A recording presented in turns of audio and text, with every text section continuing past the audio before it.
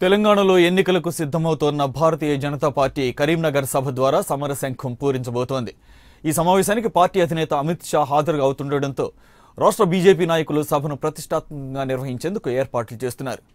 Karimnagar BJP సభాస్థలి నుంచి మరింత సమాచారం మా ప్రతినిధి మధుకర్ అందిస్తారు.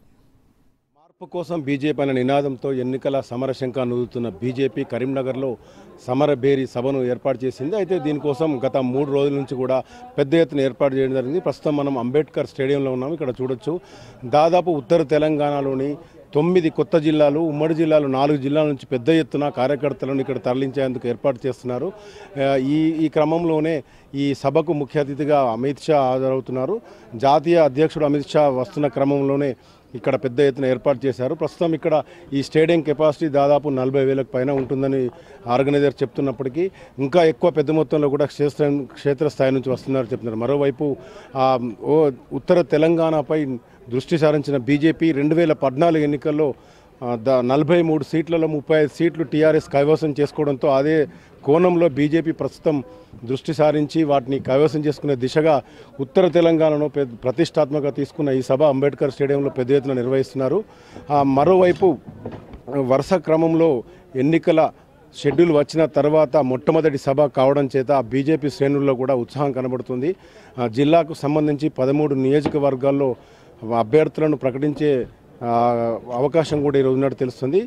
మరోవైపు మొదటి నుంచి కూడా ఉద్యమాలకు కీలకమైన బీజేపీ ఇక్కడ తన తిష్ట వేసేందుకు కూడా ప్రయత్నాలు చేస్తోంది.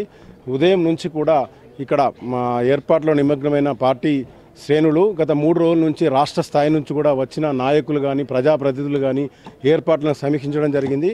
అమిత్ షా రావడం ఇక్కడ దాదాపు ఉత్తర తెలంగాణలో బీజేపీ సమర శంఖానికి అంటే ఎన్నికలలో పూర్తిగా ప్రభుత్వానికి సంబంధించిన వైఫల్యాలను అలాగే మహాకూటమికి సంబంధించిన పొత్తులపై కూడా మాట్లాడే అవకాశం ఉన్నట్టుగా తెలుస్తుంది.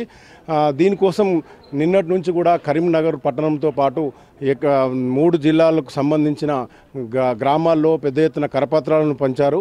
ఈ కరపత్రాల్లో ప్రధానంగా తెలంగాణ రాష్ట్ర సమితి 4 ఏళ్ల పాలనలో వైఫల్యంతో పాటు బీజేపీ కేంద్ర ప్రభుత్వం చేసిన పనులను సంక్షేమ పథకాలను కూడా ప్రజలకు పొందుపరిచినట్టుగా తెలుస్తుంది. మొత్తానికైతే బీజేపీ ఈరోజు పూరించనుంచున్న సమర సభలో సమరశంఖనాదంతో ఇక్కడ జిల్లా వ్యాప్తంతో పాటు ఉత్తర తెలంగాణలోని కరీంనగర్, వరంగల్, నిజామాబాద్, ఆదిలాబాద్ జిల్లా నుంచి వస్తున్న క్షేత్రస్థాయి బీజేపీ క్యాడర్తో పాటు సాధారణ ప్రజలు, అభిమానులు కూడా ఈరోజు అమిత్ షా ప్రసంగంపై ఉత్కంఠగా ఎదురు చూస్తున్నారు. మొత్తానికి ఇంకా దాదాపు 2 గంటల తర్వాత సభకు సంబంధించిన పూర్తి ఇక్కడ ఏర్పాట్లు అవుతాయి.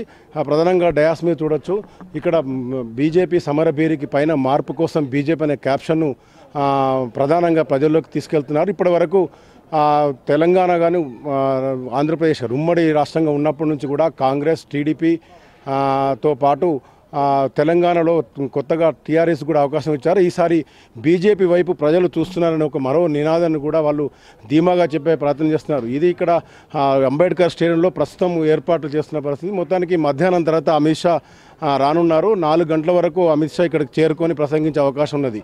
ఇది ఇక్కడ తాజా పరిస్థితి. కెమెరా పర్సన్ మహిదార్తో మధుకర్, AP 24/7 కరీంనగర్.